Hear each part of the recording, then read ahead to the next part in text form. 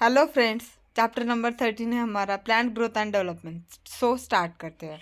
You have already studied the organisation of the following flowering plant in chapter 5. Have you ever thought about where and how the structures like roots, stems, leaves, flowers, fruits, and seeds arise, and that in an orderly sequence? You are by now aware of the term seedling, plantlet, mature plant. You have also seen that trees continue to increase in height or girth over the period of time. However, the leaves, flowers, and fruits of the periodically and sometimes repeatedly. Why does vegetative phase precede flowering in a plant? All plant organs are made up of a variety of tissues. Is there any relationship between the structure of a cell, a tissue, an organ, and the function they perform? Can the structure and the function of this be altered? All cells of a plant are descendant of the zygote. The question is then why and how do they have different structural and functional attributes. Development is the sum of two processes, growth and development, of a mature plant from a zygote fertilized egg follow a precise body organization is formed that produces roots, leaves, branches, flowers, fruits, and seeds, and eventually they die. Figure 13.1. The first step in the processes of plant growth is seed germination. The seed germinates when such favorable conditions. The seeds do not germinate and goes into a period of suspended growth or rest. Once favorable conditions return, the seeds resume metabolic activities and growth takes place. In this chapter, you shall also study some of the factors which govern and control these developmental processes. These factors are both intrinsic, internal, and extrinsic, external of the plant growth. Growth is regarded as one of the most fundamental and conspicuous characteristics of a living being. What is growth? Growth can be defined as an irreversible permanent increase in size of an organ or its parts or even of an individual cell. Generally, growth is accompanied by metabolic processes, both anabolic and catabolic, that occur at the expense of energy. Therefore, for example, expansion of a leaf of its growth. How would you describe the swelling of piece of wood when placed in water? Plant growth generally is indeterminate. Plant growth is unique because plants retain the capacity of for unlimited growth throughout their life.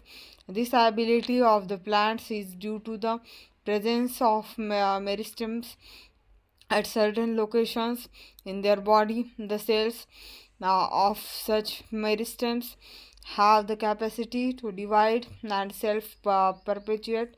The products, however, soon loses the capacity to divide, and such cells make up the plant body. This form of growth, wherein new cells are always being added to the plant body by the activity of the meristem, is called the open form of growth. What would happen if the meristem ceases to divide? Does this ever happen?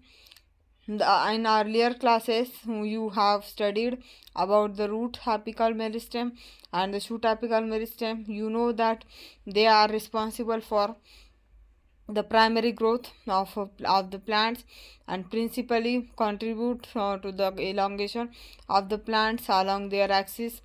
You also know that is the dicotyledonous plants and gymnosperms, the lateral meristems, vascular cambium and cork cambium appear later in life.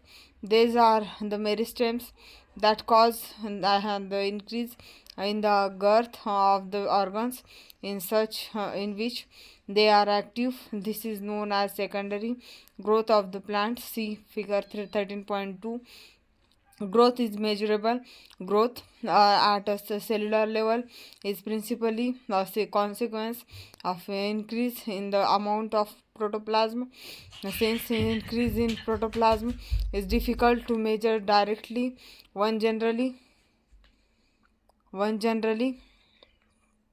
measures some quantity which is more or less proportional to it.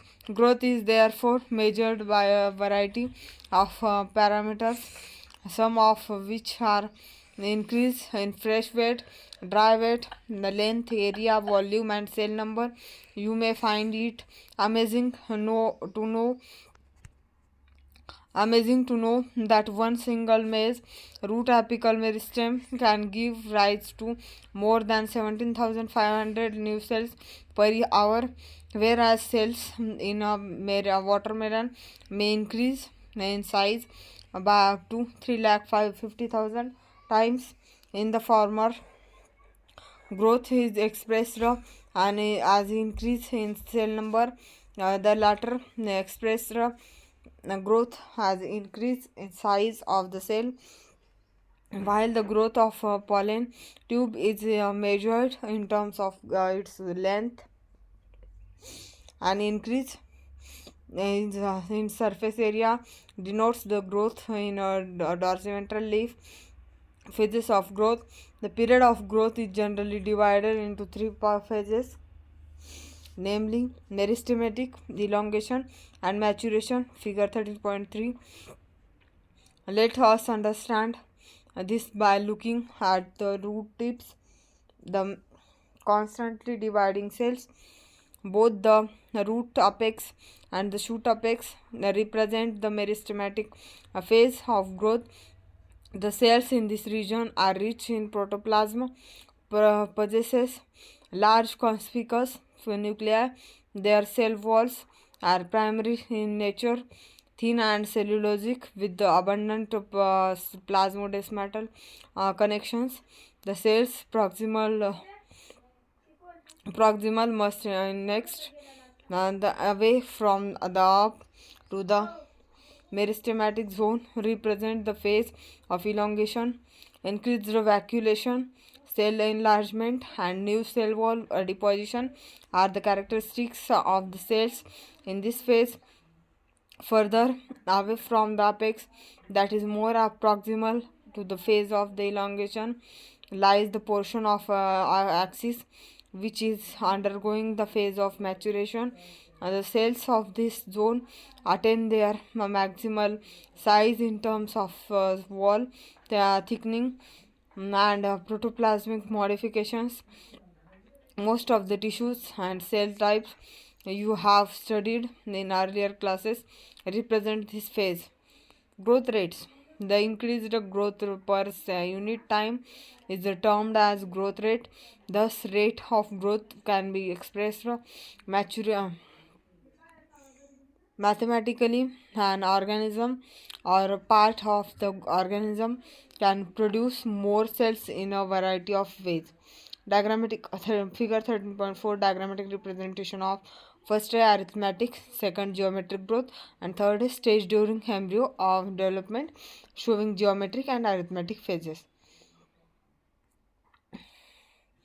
The growth rate shows an increase that may be arithmetic and geometrical. Figure 13.4. The arithmetic growth following mitotic cell division. Only one daughter cell continues to divide while the other differentiates and mature. The simplest expression of arithmetic growth is exemplified by a root elongation at a constant rate. Look at figure 13.5 on plotting the length of the organ against time, and a linear curve is obtained mathematically. It is expressed as L1 is equal to L naught RT, L naught plus RT, LT is equal to length at a time T, L naught is equal to length at time 0, R is equal to growth rate per elongation per unit time. Let us now see what happens in geometrical growth. In most systems, initial growth is slow in lag phase, and it increases rapidly thereafter at an exponential rate, log or exponential phase. Here, both the progeny cells following mitotic cell division retain the ability to divide and continue to do so. However, with the limited nutrient supply, the growth slows down, leading to a stationary phase. If we plot the parameter of growth against time, we get a typical sigmoid or S curve. Figure 13.6. A sigmoid curve is a characteristic of living organism growing in a new natural environment. It is typical for all cells, tissues, and organs of a plant. Can you think of more similar examples? What kind of a curve can you expect in a tree showing seasonal activities? The exponential growth can be expressed as W1 is equal to W naught ERT. W1 is equal to final size, weight, height, number, etc. W naught is equal to initial size at the beginning of the period. R is equal to growth rate. T is equal to time of growth. E is equal to base of natural logarithms.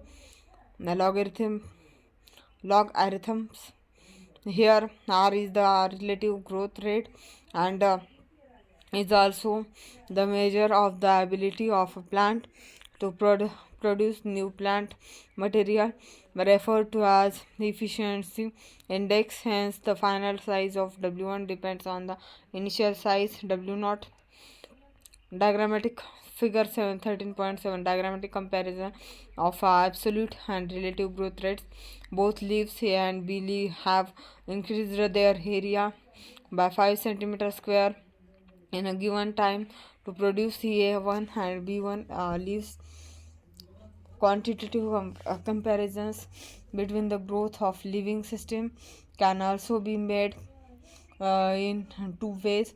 First, measurement and the comparison of total growth per unit time is called the absolute growth rate. Second, the growth of the given system per unit time expressed on a common basis. Example per unit initial parameter is called the relative growth rate. In figure 13.7, two leaves A and B are drawn that are of different sizes but shows absolute increase in area in the given time to give leaves A1, B1. However, one of them shows much higher relative growth rate. Which one and why? Conditions for growth.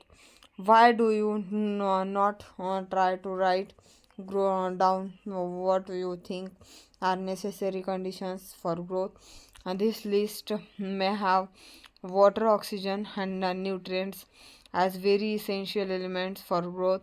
The plant cells grow in size by cell enlargement, which in turn requires water. Turgidity of cells helps in extension of growth.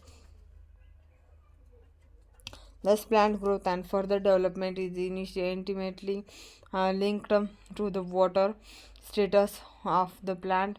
Water also provided the medium for enzymatic activities needed for growth.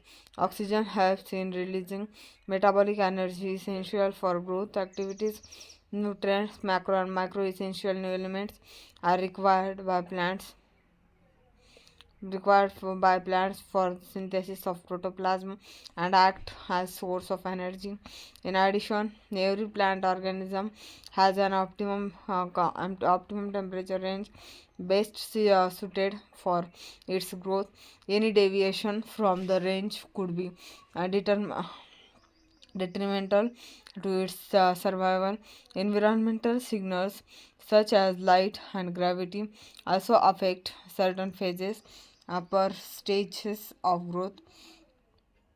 Differentiation, de-differentiation, and redifferentiation.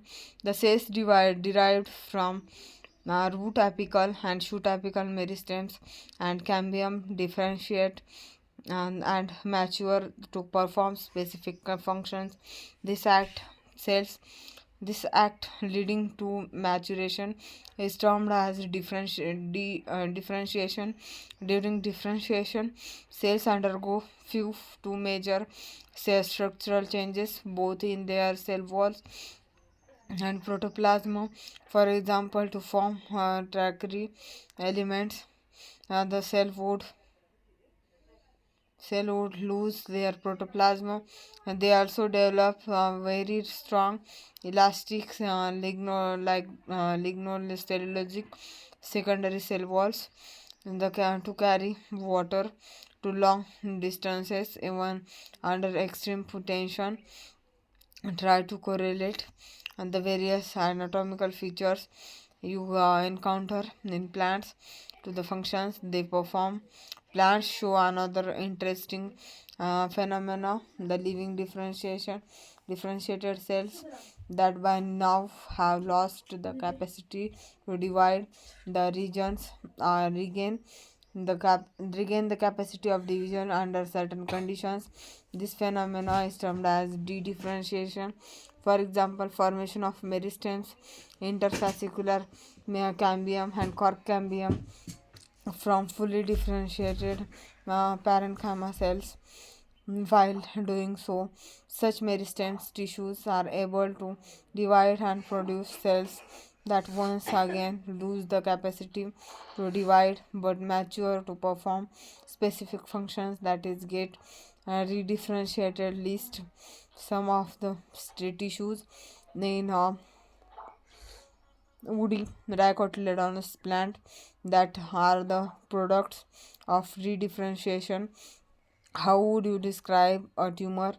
What would you call the parenchyma cells that are made to divide under controlled laboratory conditions during plant tissue culture? Recall the in section 13.1.1 we have mentioned that the growth in plants is open, that is, it can be indeterminate or determinate. Now we may say that even differentiation in plants is open because cells or tissues arising out of the same meristem have different structures at major maturity. The final structure of the final structure of the cell within maturity of a cell tissues is also determined by the location of the cell within. For example, cells positioned away from root apical meristems differentiate as root cap cells, while those pushed to the periphery mature as epidermis. Can you add a few more examples of open differentiation corresponding correlating the position of a cell to its position in an organ? 13.3 Development. Development is the term that include all changes that an organism goes through during its life cycle, from germination of the seed to senescence. Diagrammatic representation of the sequence of processes which constitute the development of a cell of a higher plant is given in figure 13.8. It is also applicable to tissues, organs. Figure 13.8 sequence of the development process in a plant cell. Plants follow different pathways in response to environment or phases of life to form different kind of structures. This ability is called plasticity. Example: heterophyly in cotton, coriander, and larkspur. In such plants, the leaves of the juvenile plant are different in shape from those in mature plants. On the other hand, difference in shapes of leaves produced in air and those produced in water is in buttercup also represent the heterophilous development due to environment. Figure 13.9. This phenomena of heterophily is an example of plasticity. Thus, growth, differentiation, and development are very closely related events in the life of a plant. Broadly, development is considered as the sum of the growth and differentiation development of plants, and that is both growth and differentiation is under the control of intrinsic and extrinsic factors. The former includes both intracellular genetic or intercellular factors, chemicals such as plant growth regulators, while the latter includes light, temperature, water, oxygen, nutrition, etc.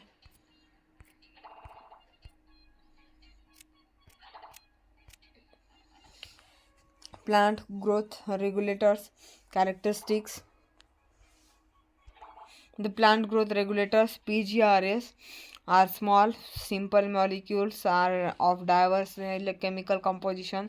They could be indole compounds, indole 3-acetic acid, IAM, adenine derivatives, here not for furfuryl amino, purine, kinetin, derivatives of carotenoids, abscisic acid, ABA, terpenes, gibberellic acid, GA3, and gases, ethylene, C2H4.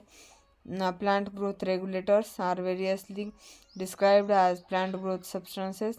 Plant hormones are for phytohormones in literature. The PGIS can be broadly divided into two groups based on their promoting activities such as cell division, cell enlargement, pattern formation, tropic growth, flowering, fruiting, and seed formation.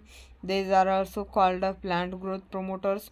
Example: auxins, gibberellins, and cytokinin. The PGRS of the other group play an important role in plant response to wounds and stresses of biotic and abiotic origin. And they are also involved in various growth inhibiting activities such as dormancy and abscission. The PGR abscisic acid belongs to this group. The gaseous and the gaseous PGR ethylene could fit either of the groups, but it is largely an inhibitor of growth activities. 13.4.2. The discovery of plant growth regulators. Interestingly, the discovery of each of the five major groups of PGRs have been accidental. All this started with the observation of Charles Darwin and his son Francis Darwin when they observed that the coleoptiles of canary grass responds on unilateral illumination by growing towards the light source. Photoprotism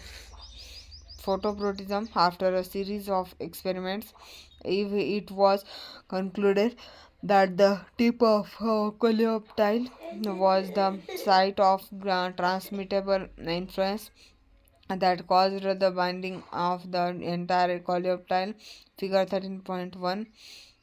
Oxygen was isolated by F.W. Went from tips of coleoptiles of oat seedling.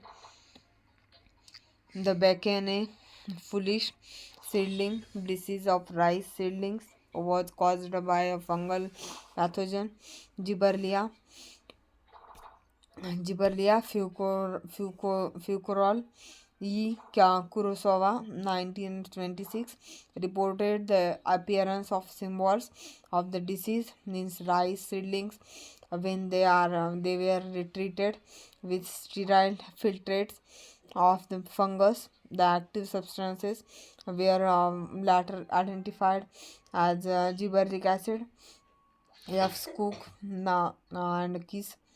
F. Cook and his co-workers observed that from the internodal segments of tobacco stems of callus, a mass of undifferentiated cells proliferated only if, in addition to auxins, the nutrients medium was supplemented with one of the following extracts of vascular tissues: yeast extract, coconut milk, and or DNA. Miller et al. In 1955 later identified and crystallized the cytokinesis promoting active substance that they termed kinetin. During mid 1960s, three independent researchers reported the purification and chemical characterization of three different kinds of inhibitors: inhibitor B, adhesion second, and dormin later. All the three were proved to be chemically identical. It was named abscisic acid, ABA, cousins. 1910 confirmed the release of a volatile substance from ripened oranges that hastened the ripening of stored unripened bananas. Later, this volatile substance was identified as ethylene or gaseous PGR. Now let us study some of the physiological effects of these five categories of PGRs in the next section. Physiological effects of plant growth regulators. Auxins from Greek auxin, to grow, was first isolated from human urine. The term auxin is applied to the indole 3-acetic acid, IAA, and to other natural and synthetic compounds having certain growth regulating properties. They are generally produced by the growing apices of the stems and roots, from where they migrate to the regions of their action. Auxins like IA and butyric acid, IBA, have been isolated from plants. NAA, naphthalene acetic acid, and 2,4-D, 2,4 dichloro phenoxyacetic acid are synthetic auxins. All these auxins have been used extensively in agricultural and horticultural practices.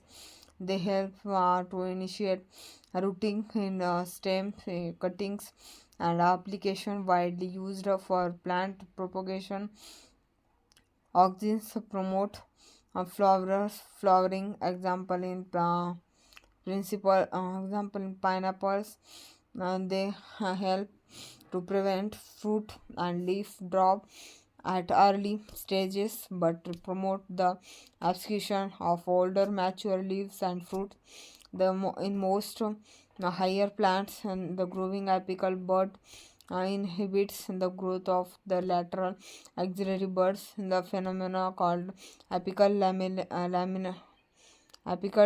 dominance, removal of shoot tips, decapitation, usually results in the growth of lateral buds. Figure 13.11.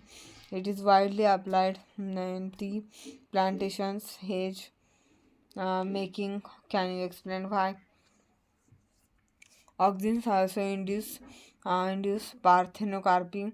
Example in tomatoes, they are widely used as a herbicide. 2,4-D widely used to kill dicotyledonous weeds, does not affect mature monocotyledonous plants.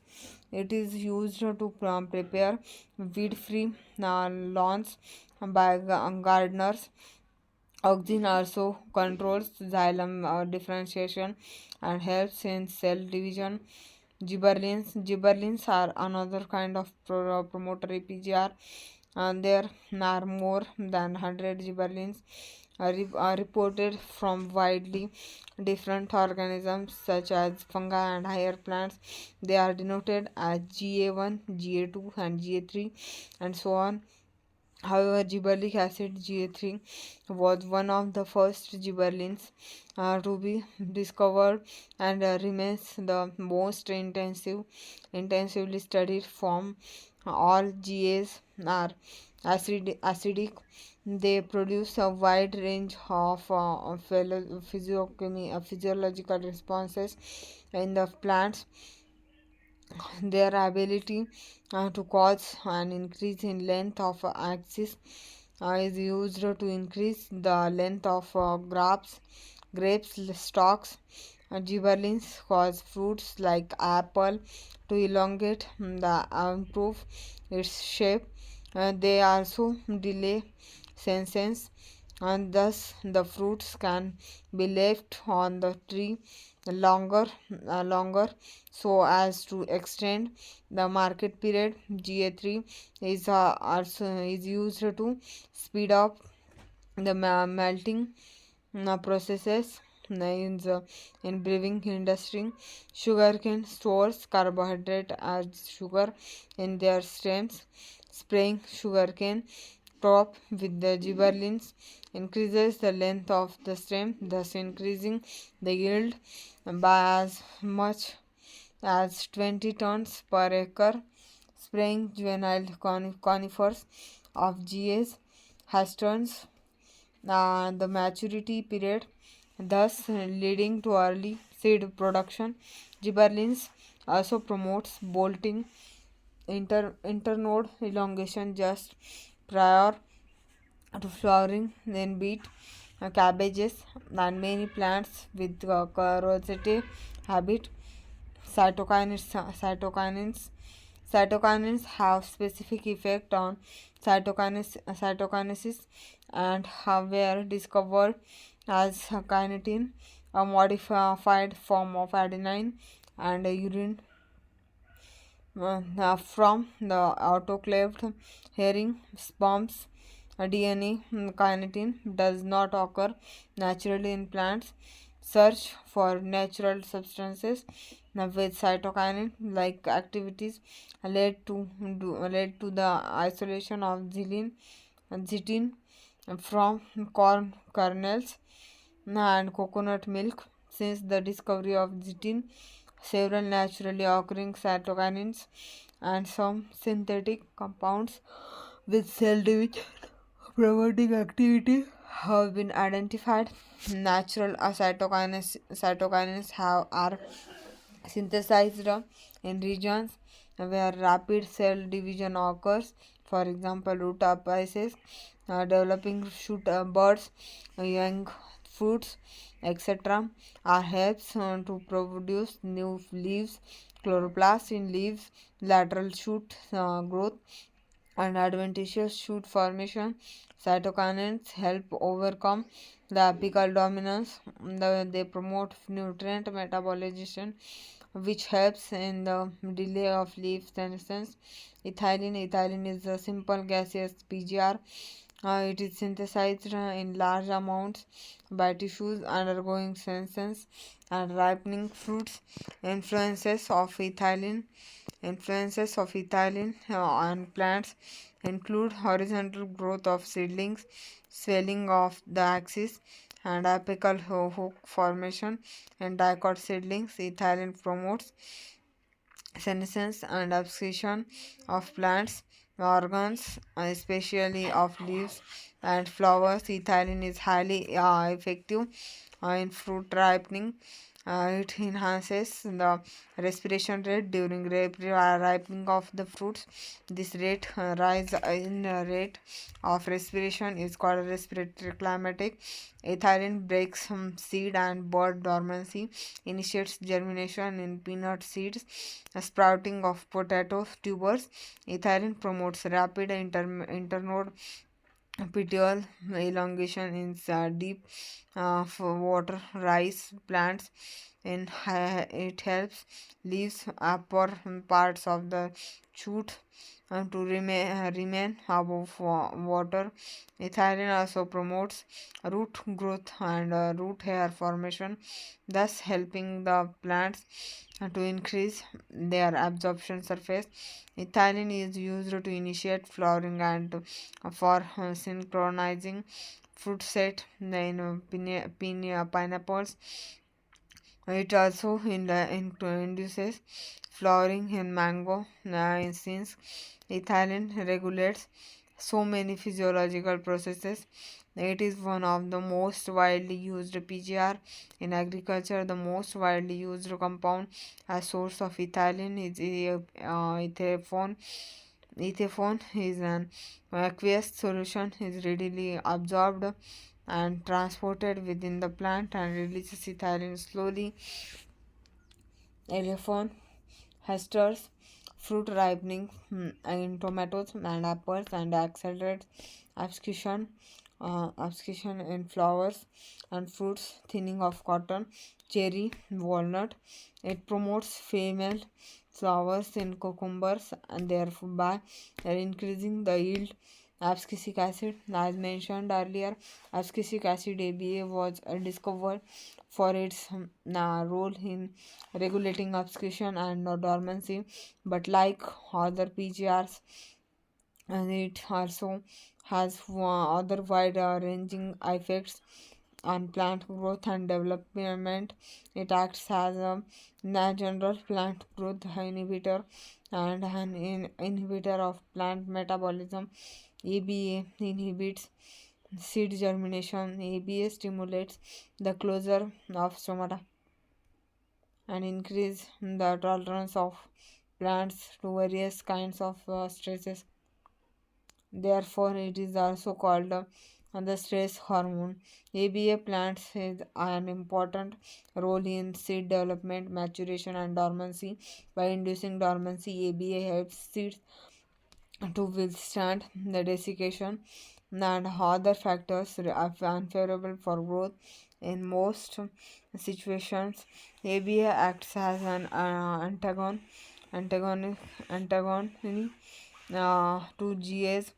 We may summarize that for any and every phase of growth, differentiation, and development of plants, one or the other PGR has some role to play.